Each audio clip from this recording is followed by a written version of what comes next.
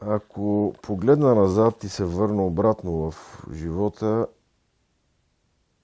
не бих правил нищо друго. Бих рисувал пак, бих бил пак художник и то с натрупаните знания сега, които ги имам. Ако започна от начало, ще е доста интересно. Не бих се занимавал с нищо друго. Единствено живопис. Казвам се Кирил Манасиев и съм художник. Откакто се помня и съм на 58 години. Имах възможността да живея в семейство, което се занимава с изкуство. Баща ми беше професионален художник. Ми показа правия път в изкуство, къде трябва да се ориентирам, как да рисувам, по какъв начин да общувам, с какви хора, къде, кога. И по принцип рисувам всичко, което ми хареса, но още от малък съм закърмен, още от дете. Си спомням, когато ходехме на морето и рисувах морски пейзажи заедно с баща ми. После в ателието си преглеждах нещата.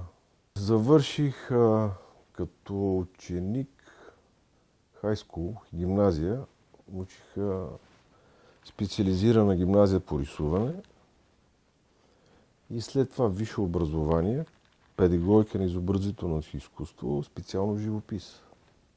Печелил съм награди и то доста, така че не мога да ги проверя. Може да са 50 или 60, не знам.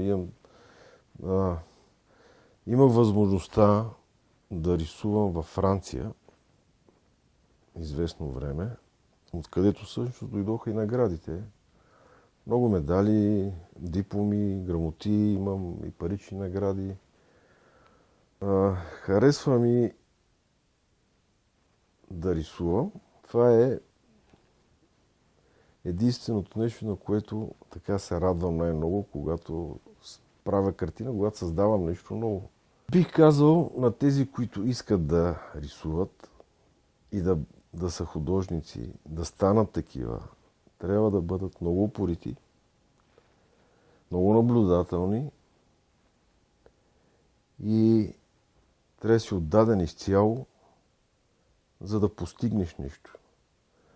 А за да го постигнеш, трябва да имаш в днешно време трябва да имаш много опит. Защото единственото нещо, което ни откроява от животните, това е изкуството.